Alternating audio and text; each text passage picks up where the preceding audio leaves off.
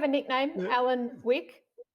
Like, do you have? Joking apart, we can't even do it. I mean, if we were down a pub, it would be easy because we could see where we're looking, but we can't even do that here because if I look in top right for you, that could be Av. It's like, absolutely. So we'll figure it out. Yeah. So that's the housekeeping done. Av, didn't think we needed to wait for you. You coming a little bit late on purpose, so you don't have to sit through that. Oh, you figured out my method to my madness now, have you? Okay. Good planning.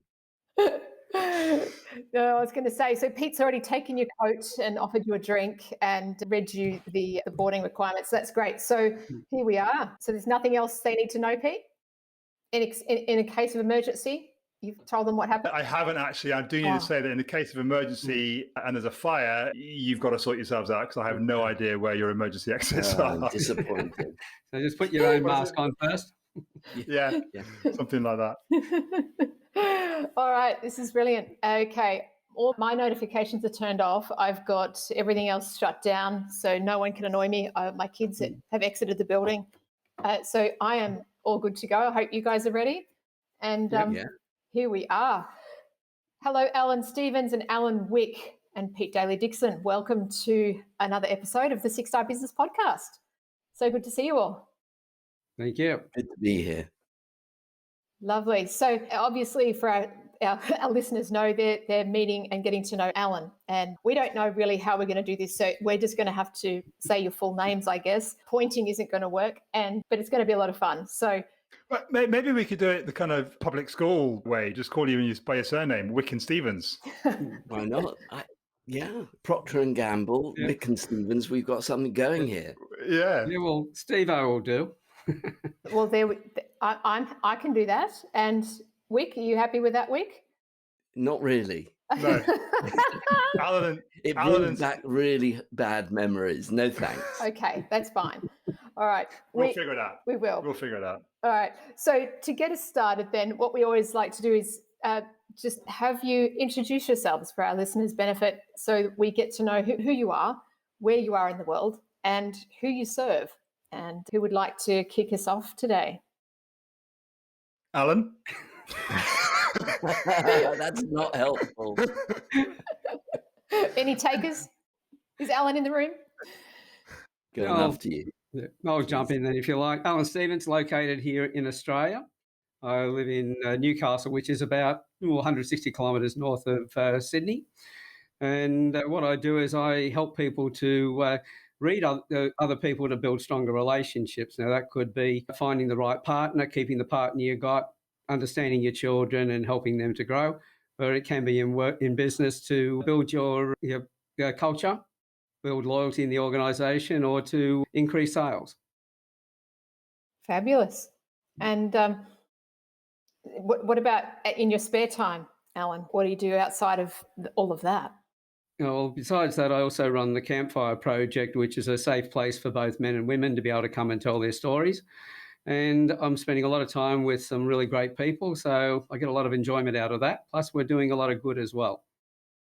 So a lot of conversations between men and women and getting past all the problems that exist and having respectful conversations, which is a lot of fun. That sounds wonderful. Thank you. Mr. Wick? The other one. I'm here in Sussex in England. So I live in the southern part of England between London and Brighton near the south coast in the country, very rural area, beautiful part of the country. For the last more than 15 years, I've been supporting entrepreneurs who love what they do. I particularly love working with small and medium-sized business. I find it really hard doing kind of one of those elevator pitches or whatever they're called, the sort of 2 or 3 words, because it could involve coaching, it could involve consulting, it can involve mentoring, but it's a variety of those things. And at any one time, I work with maybe small numbers, 6 or 8 clients at a time. And then early this year in the lockdown, I decided to add a learning and development program to what I'm doing to reach a wider audience. And that's just got off to its first start this year, which has gone really well. And then before then, for 25 years, I built up and sold various businesses in manufacturing and service industries, UK and abroad, and the States, and I did quite a bit of business in Australia, came over there quite a few times. Only ever short visits, though. I didn't see much of the country, mostly hotels and airports. And then spare time, I suppose, when I can, I love scuba diving, but that's been impossible to go abroad during the lockdown. And I've made do with walks and going to the health club and getting out as much as possible. And I have children and stepchildren and married. That's about it. Lovely. It's great to start to get to know you. I'm just curious what part of Sussex, and the reason I ask is my folks live in Rusper in West Sussex. Oh, yeah, we're Forest Row, which is near. It's near East Grinstead, if that makes sense. Yeah, I know that. That is East Grinstead. That is a lovely part of the world. Yeah, lovely part of the world. Yeah. Well, it sounds lovely, and I know I've driven through. Yeah, does the bus go near there when you go from Heathrow down to Brighton? No. Not really? Goes, okay. So it misses all the nice part. That goes down, the M23. So you'd avoid, we're on the side road, the tiny roads over to the side. Yeah, okay. Well. We're so well rehearsed. I mean, it's like, I love it. You got to be natural. You got to be real. I mean, it's great to be here in this space, Alan. I love the way you describe the Campfire Project. You say project, I say project, but we both know what we mean about creating a space, and that's very much how Av and I feel about this kind of 6-Star Business podcast space. And one of the things that we're always really curious about is what brings people to the space. So one of the things that we've kind of found to be true is that just the concept of 6-Star and 6-Star Business means many different things to many different people. So, Alan Stevens, if I can ask you first, when you first heard of the kind of concept, the idea of 6-Star Business, what was it that attracted you to it, and how'd your interest to kind of want to come into the space and have a chat about it? Well, I think anywhere that businesses want to be better at what they're doing, to be the pinnacle of the service that they provide to their clients, there's always the things that attract me, because one of the things that we know in business today, I think it was in 2016, we were told that it was around about 48% of people were disengaged in their work, and another 18% were actively disengaged. So about 66% of people didn't want to be there. Then in 2018, that rose to a total of 87% who didn't want to be at work. And so like the 18% that were actively disengaged were whinging inside the business, outside the business, and dragging everyone else down like a cancer. And of course, the numbers went up. And we found that during COVID, I think I was being interviewed last night, and as you mentioned about the project, etc., I live in Newcastle, here in Australia, and I was interviewed by a gentleman who was 15 kilometres away from Newcastle, there in the UK. So we had a bit of discussion about the different languages there. But this is the thing, he was telling me last night that over there, I think it was 1 in 4 people were leaving their employment due to the management. Not because they don't enjoy the work they do, it's the people who are managing them, and they're leaving work for that reason. And anyone that's working in an area of trying to improve those relationships so the businesses are more effective, it's always got my interest, and I always like to get involved and find out more about what they're doing and how I can be of service as well.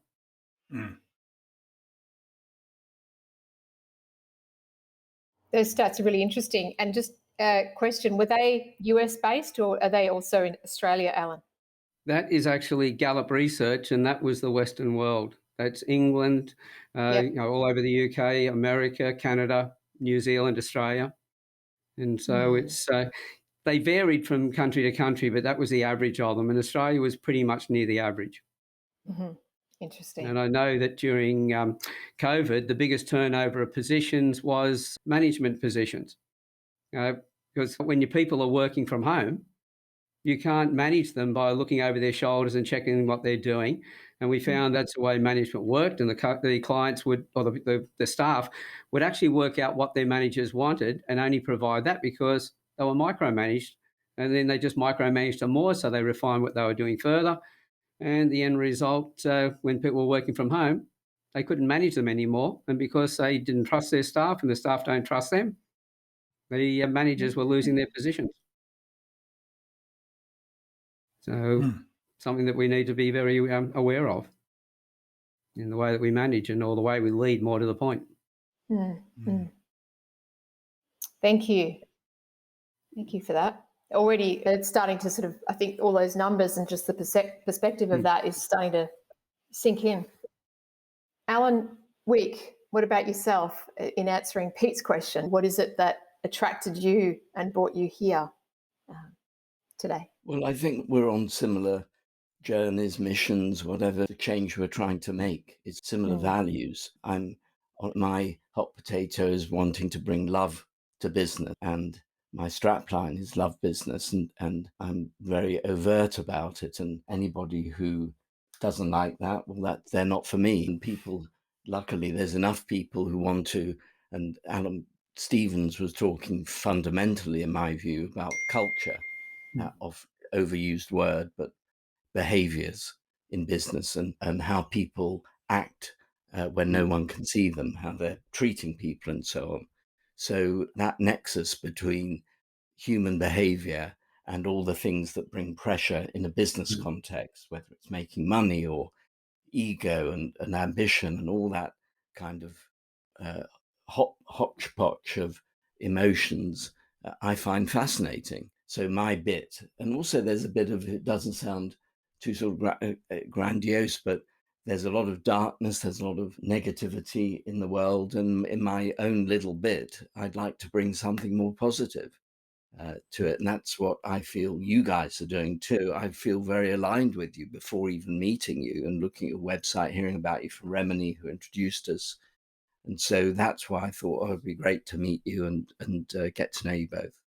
So is that something that you were practicing or sort of putting into place in your sort of previous, you talked about your 25 years of building business. Is that something that's always been part of Alan Wick, or is this something that's kind of just evolved since you started working with smaller businesses?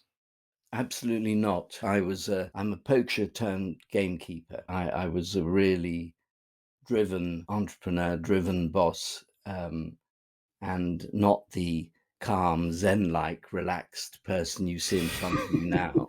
I'd be unrecognizable. I'm embarrassed about my behavior during that time. So no, it's the opposite. What happened? Well, just my level of ambition and the decisions I'd make to make more money. It was always ethical, nothing unethical or illegal, but certain aggressive in terms of the way I built businesses then. Yeah, I like the fact that you use the word love, and I know a lot of people don't like using that word, but it's appropriate, because if you want your staff to be loyal and everything else, it's the same as being in a personal relationship. Person needs to know their value, that they belong, that they're trusted, and it's no different in the workplace. If you've got that trust, all your people you work with are going to be trustworthy as well. Yeah, because they want to be there. Yeah, for the right reasons. Yeah.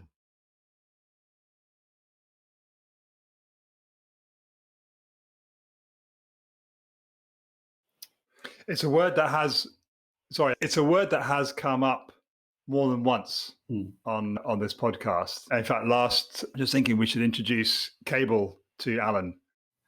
One of the guys that was in this space last week, Alan, his business is called Love is the Answer. Ooh, yes, please. Yeah. So is that it? Is that have we answered the question? Have we solved the problem? Is that the secret to a 6-star business? Well, it depends. It comes like so much. I think it depends on what we mean by a certain word, and what I've used it as a single word encapsulating a lot of stuff. And and then you look at the behaviors, that what do we mean by that in the workplace. So to go back to Alan's point about managers and the relationships and all that, it's about caring, it's about engagement, it's about what Kim Scott in her brilliant book, Radical Can, tough love. There are tough decisions we have to make, but we can do them and act in a certain way, if we have to let someone go, it can be in an honorable way. It can be done in a way that is as caring as possible. How do we treat our suppliers, our clients, our customers? And if you look at purpose, profit, planet, 3Ps, and trying to make the world a better place, then whether or not you use the word love or use care or use any other language that is around not having to be an asshole to make money, you can have a happy place. And actually, all the research over the last few years that's been done by big global organizations like EY, who are not known for their charitable activities, they have them, but that's not what they're known for, shows that purpose-led companies, purpose-led organizations, I'm going to link, and I link purpose-led very much with what I'm banging on about love, very similar to me in terms of what the intent is, show that they are the most sustainable, the most profitable in the long term for everyone involved. And you contrast that with Goldman Sachs' reputation for getting rid of the bottom performing 5% of their staff every year, culling every year. Now, whether they still do that or not, I don't know, but that was what they were doing until relatively recently. And those are cultures you can choose. And I think the younger generation now coming up are much more conscious of that, of making choices about is the business or organization I'm joining environmentally friendly? They care about the planet. They care about their staff. They care about their customers and so on. And then you can look at all the well-known brands, the Patagonias and others that are really flying the flag for all of that. And it is possible to do. So why can't we have the best of all worlds? I think when you put that together, you do have the best of all worlds when you do it that way. We looked at, when I was younger, it was all about, well, my parents went through wars and depressions and it was all about survival. And in my case, it was always been have security. That was the focus. And then as we went through the Gen X's, it was all about having recognition. And then to the Gen Ys, it's moving more into, well, you've got your money for food for today, you've got your food for tomorrow. We now know who you are, but what about us, the kids? Where's the family? So we're getting more into that. So people are more aware, I think, of being connected to each other. And the need is getting stronger. And unless a company realises that and works with it, they're not going to survive. Because we know that when COVID hit, the number of organisations that shut their doors immediately and would have had enough reserves to keep going longer if they'd had the right format with their staff and put the business together in the right way. I know of some organisations where the staff had just took massive pay cuts and said, look, we're not leaving. We will take a pay cut so that you survive because we want to keep our jobs. We like it here. You got an organisation like that, then you've got to have good leadership to have created that in the first place. And they're the ones that are going to be around for long periods of time. They're the ones I hope that we learn from, not the ones that are, as you used the word arseholes there before, having people that are running organisations like that. We need to see the end of those. They're the dinosaurs that we can do without. And I think it's, as I said before, the word love, I'm glad that more mature males like us are using that word, and it's becoming a lot more common, which means that men are starting to get past this. We have to be tough, suck it up and everything else, and don't show our emotions. And I think people realise that when you do show your emotions, you're really showing greater strength than those that are trying to be the man. We've got more men now wanting to be a man and be the best version of themselves. Yeah, because I am talking about this stuff and doing webinars and preaching it, I suppose, in a way. And then this may be revealing my own sort of background and fears around using the word love. But I researched it and I found I better have some evidence that even us older males, that some well-known leaders who you might not have thought otherwise are using the word, and none of them Warren Buffett of Berkshire Hathaway, the famous American investment company with billions of assets under management, you couldn't get a more sort of conservative looking male. I think he's in his 70s now, maybe his 80s now. And he was asked the secret of his success. And there's a really great YouTube clip about this. And I've almost got it by heart, but not quite. And he says, what's the secret of your success? He says, well, after we do all of our analysis and we've got teams of people going over all the numbers and so on, And then we say, okay, this one's worth looking at. This company's worth maybe putting a few billion into. He said, I personally meet the CEOs of potential investees.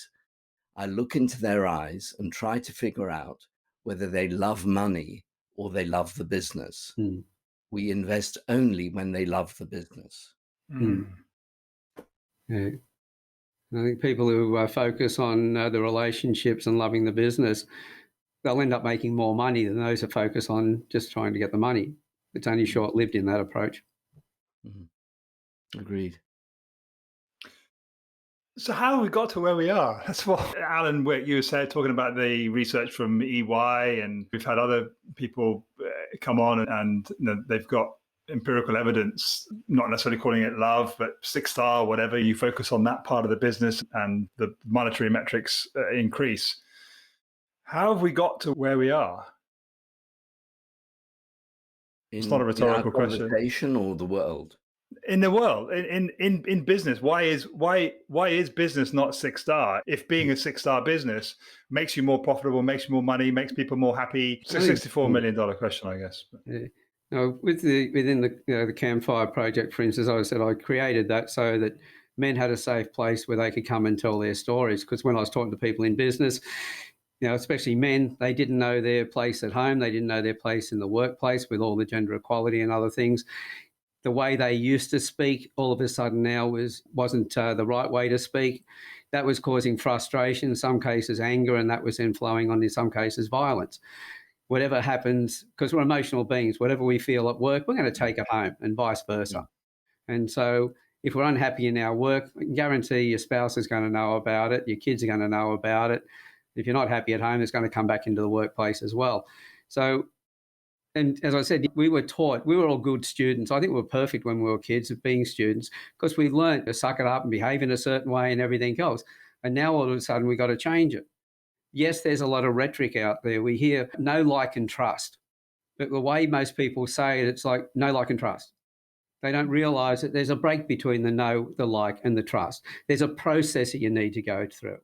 If you're able to profile people and read them, you can cut that down. If you understand them and communicate more effectively, you can do it quicker, but there's still going to be a time frame between them.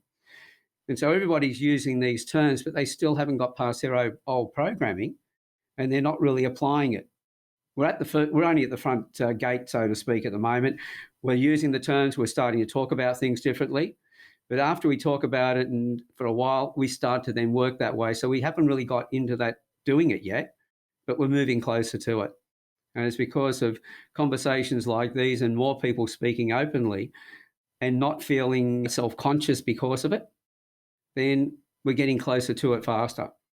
It's just going to be, it's a process, and I think it's going to take us a bit longer than where we are right now. There's more to be done. Yeah. Here in the UK, there are about 650,000 businesses started up every year, roughly, on average.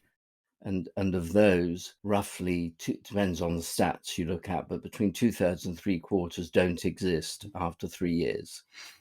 That's it. And of those, a tiny percentage go beyond 100K or so turnover. And of those, a tiny percentage go on to be bigger. And if you look underneath those figures, you can say, well, there wasn't enough cash, or there wasn't a product market fit, or there was something missing. But it's what I call a capability issue. Fundamentally underneath all of that. And I believe that adding in what we're talking about today, that if there's better teaching, if there's better in the colleges and the schools, and to Alan's point, over the years, many years of change, if people add in, it's all about people, values, capability, behaviors, underlying it all. And I don't know about Australia, but here in the UK, there are two programs that I'm almost on a one-man mission to as an they're called Dragon's Den and The Apprentice, and they've got this image in the media of, and I think there's Shark Tank in America, and this language of the aggressive alpha male types, alpha female types. So I think there's a lot to do to counter that, a lot of work to do. We all talk about it more, like programs, podcasts like this, we can all do our bit and gradually change the image of business and the behaviors of the people and their expectations and what is good, what does good look like, gradually, slowly catching monkey. Yeah. Because when you look at those shows of The Apprentice and all the rest of it, the aggression and everything else that's in there, and we're not going to compete with that by doing the same thing back in return. It's more of a case of, no, that's just not for us. It's like, talk to the hand and just come over here and then go back to what we're doing and bringing people together and understanding. And said, if you want to grow your organisation, well, Richard Branson said it many years ago, and it's been said long before he said it as well, take care of your employees and they'll take care of your business. And I saw firsthand the results of that. I think it was 2018 in February. I saw a picture of Richard Branson, that statement, and then it said, it's that simple, Richard Branson. I put it up on LinkedIn because I've seen other people put it up with long posts that went with it and not much response. So I put it up and all I said was, is it that simple? And 87% of people are disengaged in the workplace. That was like I'd opened up the birdcage because it had around about, I think it was 3,500 shares in the first 48 hours. It just went berserk. People were liking it, making comments on it, whinging about their bosses, business owners whinging about their clients and everything else. And I think it was August, I put another one up, another picture of Richard I found, but same statement, but leading into it, customers don't come first, employees come first. And I said, yes, it can be that simple, and put a small description in it, later followed it up with a video. Now, the three of those together had over 100,000 interactions. Wow. And it was just the fact that it was such a hot topic that I realised that nobody was really talking about it. Everything's under the surface, and everybody's, why these people are disengaged in their work. They're whinging and complaining or just feeling it and just pulling back. We've just got to change the way in which we do it. So it's an education process, and it's not going to be done by being aggressive. It's about creating a safe place where people can come together and then open up and feel that they can with safety, express themselves. Now, any boss that runs an organisation that and allows their people to come in and do the same thing with them, they're always going to have a better connection. And taking care of your employees is not paying their loans and other things like that. It's giving them a place where they feel that they belong, that they're giving authority to do work, that they're valued and all the rest of it. And if you do that, your staff will work for less money, actually, before they go off to another organisation who pays more. If the other organisation doesn't do what you're doing, they still won't leave you if you're doing it the right way. That chimes in with that Google work when they recently, that's worth looking up. They researched all their teams around the world. There's a fancy name for this project, which I've forgotten, but to find out what makes the best performing teams. And they were looking at it from a financial point of view, best performing. And they found that and then they came out with 10 attributes of the best performing teams. And number one was safety. That's all it. about people feeling safe, being able to be themselves, say what they wanted without fear of being criticized or pushed down. So that safe space is crucial. Couldn't agree more.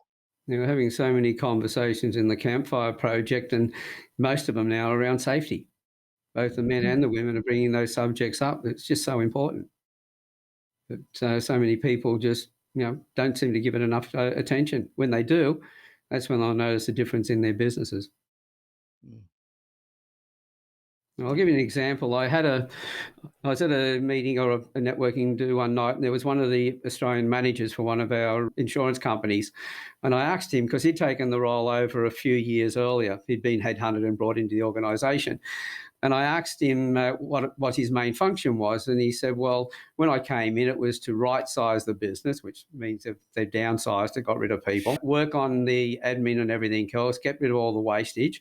And I said, well, what did you do about the people? Now, he thought I was talking about the ones that were left. And he said, oh, HR looked after them.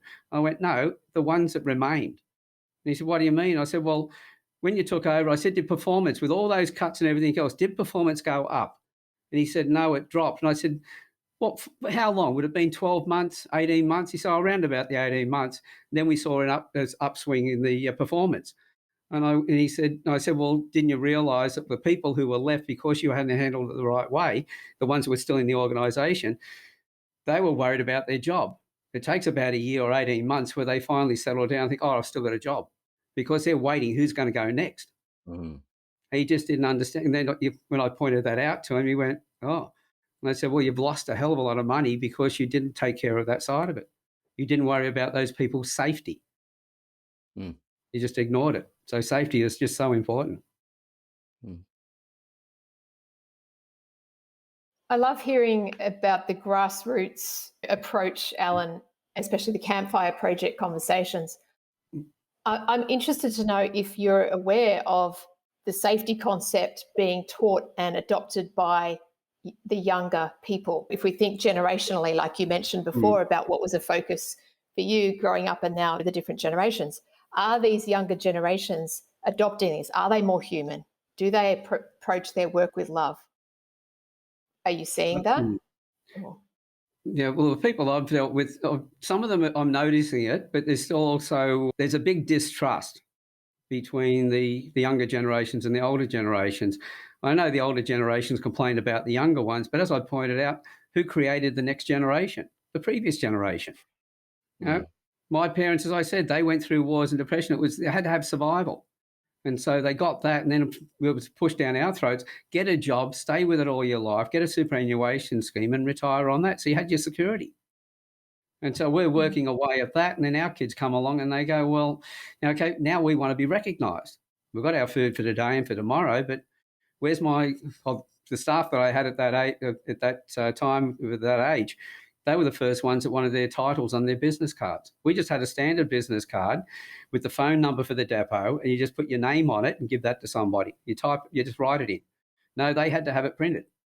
And now, because their focus is on getting the right career and being recognised, their kids, I think you called them in England, latch kids, because they come home from school and let themselves in.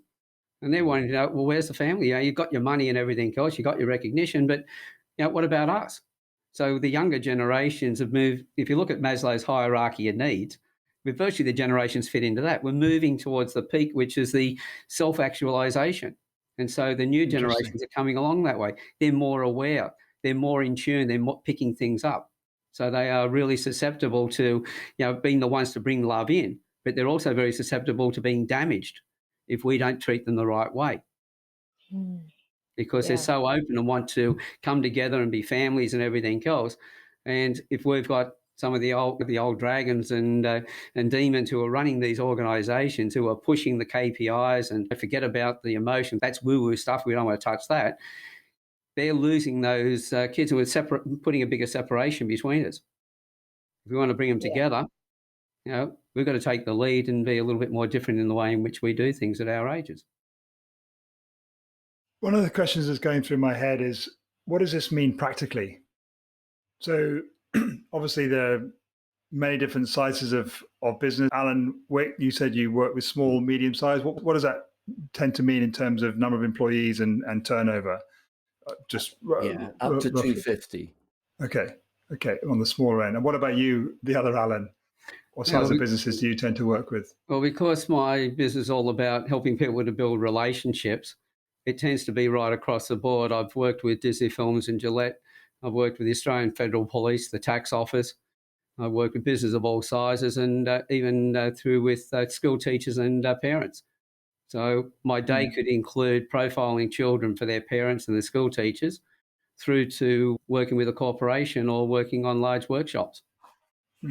So it's my day is not a standard day. They're different every day. But just coming back to my thought, though, what does this mean practically? What can a listener to this particular episode of the Six Star Business Podcast take away and start to do differently in their own? They've heard, they believe the studies, and they recognize that there's something missing in their organization. If they do something about it, then the business might do better. What is it that they can do practically? Can I take that one? Yeah, please. To do the hardest work of all, and that is work on their values, but it's much more. It's much more challenging than any numbers work in my experience. So I would say most companies that I come across that have any kind of idea of their purpose and values, it's a tick box exercise. And there's the famous or infamous example of a company that had, I think, something like integrity and honesty and 2 or 3 other similar sounding words as their values, and that was Enron. Ridiculous. The other side of that, and the way I advocate organizations should look at it to get what a colleague of mine once called a return on behavior. I think it's a great, lovely concept, is first to do a really in-depth work, inclusively engaging, depending on the size of the organization, but across the organization, to get what are the values words, and then have no more than 3, because we humans tend not to be able to remember anything more than 3. And also there's a magic in 3, you know, low, medium, high, and jokes are told in 3s. So have 3.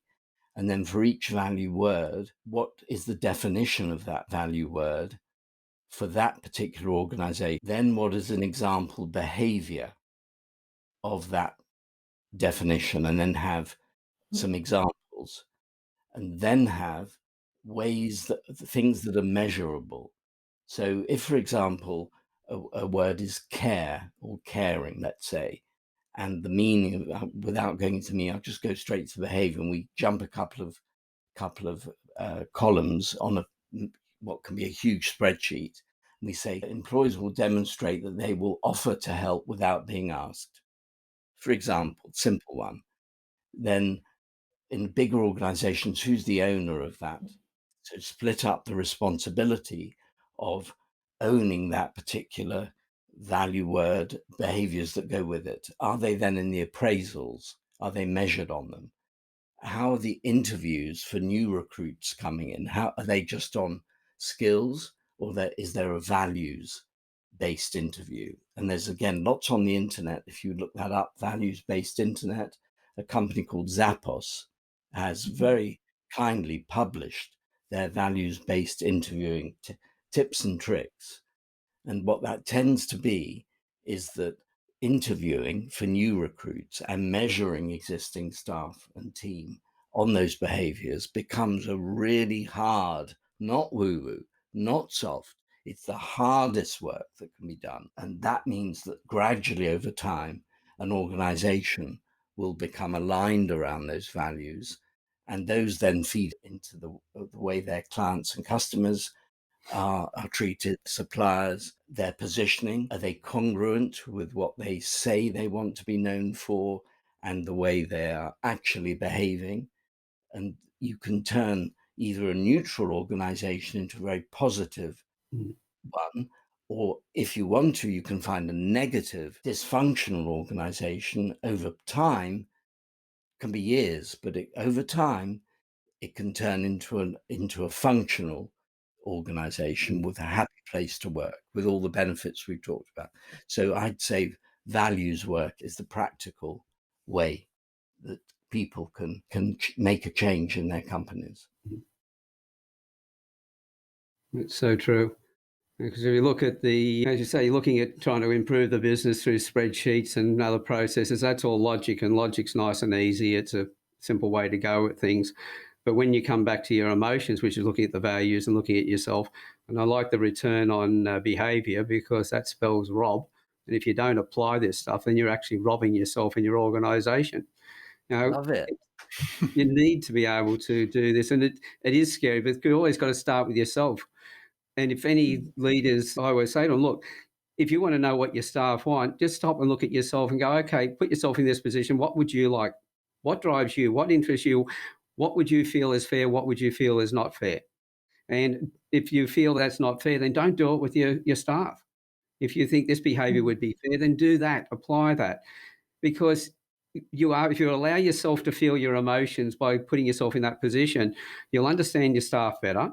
You'll be able to direct yourself to do things in a more effective way immediately. And you can reduce the amount of toughness in doing that, because you're doing it in your own time. You're thinking about yourself and you're going, yeah, I can see that. And then you apply it to the other person, as opposed to really thinking, well, I've got to deal with my emotions here. This is going to be hard work. You soften it in that process by doing things that way. Does that make sense? Mm. Yeah, yeah. And you touched on, you said one thing that stood out to me, which resonates with a number of other podcast conversations, topics that has come up, and that is the responsibility of oneself doing the work. And it feels to me from what you've both said that it's something that each of us have to do. And yeah, and it makes me think of Byron Katie's work, doing the work. We've each got to do the work. This is not a tick box exercise, like you said, at all. And yet, how many organisations do the work? Well, luckily enough, and growing. It really is. At least maybe it's because we're all in a bit of an echo chamber. We're looking for, right? We want to swim in where we find people like that. But I find more and more, and the more I shout about this, the more people that seem to be getting into this conversation. So I'm optimistic about this for the future. It always does start with yourself, because when I teach people how to read other people, the first thing is, if I can read each of you and understand your personalities by looking at your face, I know that straight away because your facial features tell me all that. So in that, I know how to speak to you. But how do I change the way I like to be spoken to match the way you need to be spoken to? I've got to know myself first. So I've always got to understand where I am on the world scale, look at where you are on the world scale, and then I change the way I like to be spoken to match the way that you want to be spoken to. So everything always comes back to self. If you want to change, build your organisation. If you want to have a different world, then become the world that you want to see. You want a different environment. Well, you be that. You're going to be that environment. We impact on everybody else. It's just the way things are. So how I behave today will influence everybody around me. If I want to see a change in other people, I've got to be that change first. Yeah. And the only way I can do that is to look at myself, as you said, look at the values and everything else. And while I'm doing that, I'll have the answers to how I need to be with my staff or the people around me. So always back to yourself. And if you're doing it that way, it's not a big job. It's not as scary, or it shouldn't be as scary as if you're going, I've got to change the organisation. Where do I start? Well, look at yourself and you'll be able to get that starting point straight away. Yeah, that's why often I give a warning to business owners that it's all very well, you've asked me in to come and do some values work, but are you going to stick to whatever it is we come out with? Because if you're not living them and demonstrating them, then forget it. You're wasting your time. The moment you go against what it is you're saying everyone else should do as I do, not as I say, type of thing, you're wasting your time here. They'll just disappear. That's it. So that idea of self-responsibility, be the change we want to be, and it does take then commitment to our own self-awareness, and then and that to me is proper leadership, doing something first and demonstrating and behaving the way we want others to, in the way that we want them to behave as. Not you do it, but I'll do my own thing. That won't work. Yeah, well, a number of managers and that, or leaders that ask me to come in and fix their problems in their organisation. That's usually the terms they use as well. I want to improve loyalty. I want to get a better culture. Can you fix the staff? And I'll just talk to them about, well, these staff members got these personality traits. These have got these ones. This is the interaction of those. But if you want to change, if you can do this for me, because I get them thinking that they're helping me to change their staff. They change in the way they're treating their staff, talking to them, and their staff automatically respond differently because they've changed the environment. And they go, geez, that really worked well. They're the ones that we worked on. It wasn't their staff at all. And if the smart ones then look at it later on and go, oh, that was about me, wasn't it? It's that simple. Yeah. I'm reminded of it's the episode that went live yesterday. Jamie McBrearty had a wonderful insight that 5 stars is the most, that from an external validation of a company, 5 stars is the most that it'll ever be. The 6th star is you. The 6th star is me. The 6th star is the humans in the organization, and it's about their development, our growth, taking responsibility, how we connect with each other. That's it. So if I look at all the reviews that I've had on my courses and my podcasts and other things that I've done, I think I'm averaging around about 4.99. And I look at it and go, well, the only reason I can get that high is if I'm always trying to give that extra level and going towards that 6-star. You'll never reach it, but the more that you strive to be there, the more you're going to be able to do it. And I think that's very much a great analysis of what the 6-star is about. You can put everything else into it, but unless you're in it as well, it's not going to happen. It always starts with us. Arguably the first star. Yeah. Say it again, Alan. Sorry, Alan, I thought you'd finished. No, you did, Arguably, maybe, arguably it could be the first star. Exactly. Yeah, to get to the 6-star, you've got to start with yourself and then you work on the other 5 stars. Yeah, exactly. I love that. That's very true. Many ways you can weave it. Yeah. Yeah. And it seems to me, if you don't have the right first star in place, you won't ever get to 5-star anyway, or 6. That's it. Yeah. Well, if I use the old analysis, I used to talk about what's a business person, and it wasn't somebody who just started their business, because they were generally the lowest paid person in the business who did everything because they'd started the business on their own, etc. But it was when they were employing people who were smarter than them, who could do work that they couldn't do or didn't want to do. And then they go on holidays and the company would not only survive, but it would thrive in their absence. And that's when you only really become a business person the moment you can work on the business and you don't need to work in the business anymore. And that means for that to happen, you've got to have everybody in your business working in the business and taking it on as though that it's, this is their baby. Yep. And if you do that, I've worked I actually took redundancy from telecom back in the 90s, and half my staff wanted to resign and come with me. But yet we had the highest performance in Australia in the area in which we worked, and they worked their tails off. But I treated them in that particular way, and that was treating them so that they knew that they had a place, that they contributed, that they were respected for what they did. And I gave them projects, and if they were the best person for the job, I'd put them on that project, and I'd work within the team with them, but I'd let them run the projects. And when I got the accolades for all the benefits that we've been able to provide for our clients, I just turn around and go, well, it was this person who actually ran the project. It wasn't me. And acknowledging them and everything else. And they just felt so loyal that they just kept on working and then wanted to come out and leave the organisation with me. Well, and that takes us on to the idea of servant leader, and we're there to help everyone around us in our team be the stars. And what can we do to help them help them shine and be the best they can be? Yeah, and on that term, servant leader, I always point out to people, it's really more accurate to say it's a serving leader, because a lot of people hear the word servant and think, oh, the slave type thing. And I go, no, as serving leader, you serve your people and they will really serve you in return. Yeah, like it. Seems no time's appropriate to halt a conversation that's just starting to pick up steam, as most of them are at this stage. Any last words? I know you like to ask a guest a question at the end. I would love to ask both of you the same question. If there was one thing you can give our listeners from this conversation that they can go away and do or think about or think for themselves as to some change they can make, what would that be? Can I leave you with two? One, I always say to people, the most important thing you'll ever learn is the next thing you learn after you think you know everything.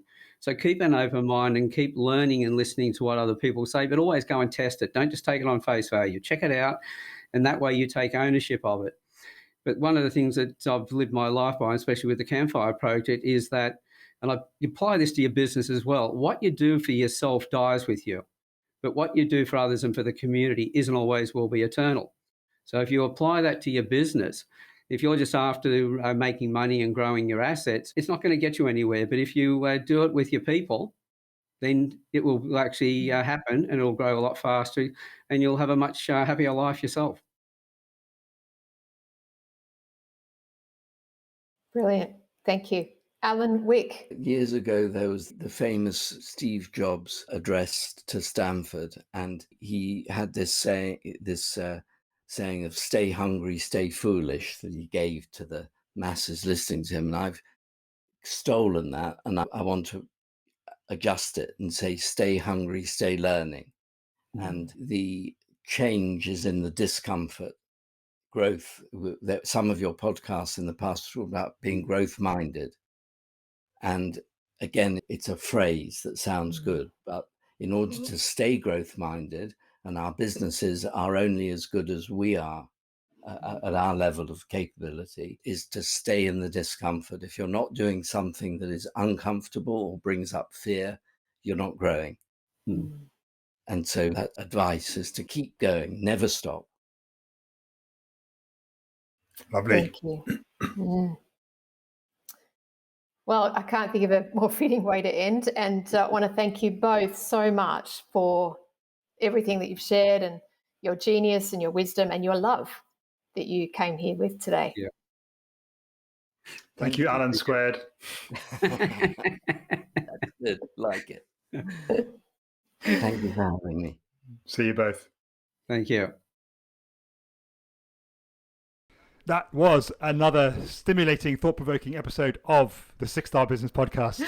Thank you so much for getting this far. Please go ahead, like, subscribe, and give us a comment, review. A rating, if there was a 6-star, we'd love you to give us a 6-star rating, but so just go as high as you can. And if you want to continue the conversation with us and all the cool people who've joined us from the podcast, head on over to apply.6starbusiness.community. See you there.